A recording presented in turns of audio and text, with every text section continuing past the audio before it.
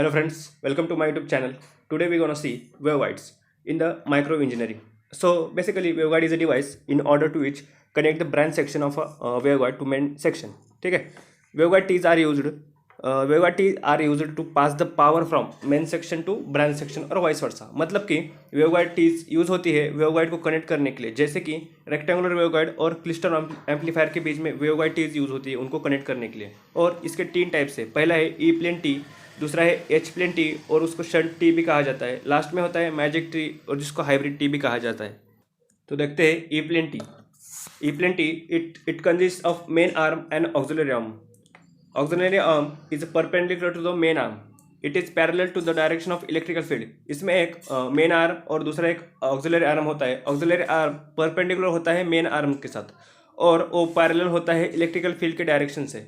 इसमें rectangular waveguide को border dimensions को काट कर एक जंक्शन अटैच करते हैं और इसको पहले से ही दो पोर्ट होते हैं जो कि मेन आर्म यानी कि रेक्टेंगुलर वेवगाइड के होते हैं, और जो पोर्ट 3 होता है और ऑक्सिलरी आर्म होता है. ई प्लेन टी को सीरीज टी भी कहा जाता है. चलो इस ई प्लेन टी का वर्किंग देखते हैं. इसमें पोर्ट 3 में इनपुट दिया जाता है जो कि इलेक्ट्रोमैग्नेटिक वेव होती है और आउटपुट पोर्ट 2 और पोर्ट 1 से लिया जाता है. जो आउटपुट होता है वो एक दूसरे से आउट ऑफ फेज मिलता है, क्योंकि जो इनपुट है वो डिवाइड होके बेंड होता है ई प्लेन टी में, इसलिए आउटपुट हमेशा आउट ऑफ फेज में ही मिलता है. देखते हैं एच प्लेन टी क्या होता है. इसको शंट टी भी कहा जाता है. यहाँ पर ऑक्सिलरी आर्म परपेंडिकुलर होता है इलेक्ट्रिकल फील्ड के डायरेक्शन पर. रेक्टेंगुलर वेवगाइड को पहले से ही दो पोर्ट्स होते हैं, उसे काट कर एक और जंक्शन अटैच करने से एच प्लेन टी तैयार होता है. ठीक है. रेक्टेंगुलर वेवगाइड के पोर्ट्स को यानी कि पोर्ट 1 और पोर्ट 2 को कोलिनियर पोर्ट्स बोलते हैं, और जब ये एच प्लेन टी में कन्वर्ट होता है उसको पोर्ट 3 को साइड आर्म बोलते हैं. H plane T junction is form by attaching a simple waveguide to a rectangular waveguide which already has 2 ports. Okay, so यही है. देखते हैं एच प्लेन टी काम कैसे करता है. जब पोर्ट 3 यानी कि साइड आर्म से टी को इनपुट दिया जाता है, जो इनपुट है वो इलेक्ट्रोमैग्नेटिक वेव्स होती है. इनपुट डिवाइड होके आउटपुट में मिलता है.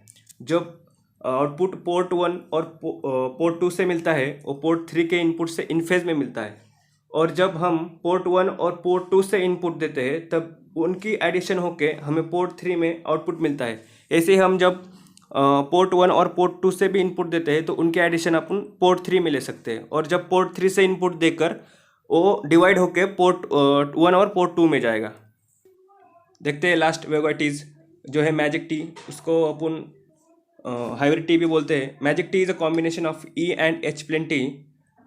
यह ई प्लेन और एच प्लेन टी का कॉम्बिनेशन होता है और इसे हाइब्रिड टी भी कहा जाता है. इसमें पावर डिवाइड होती है वेरियस आर्म्स में. हालांकि वो डिपेंड करता है इनपुट कौन से पोर्ट्स में दिया है.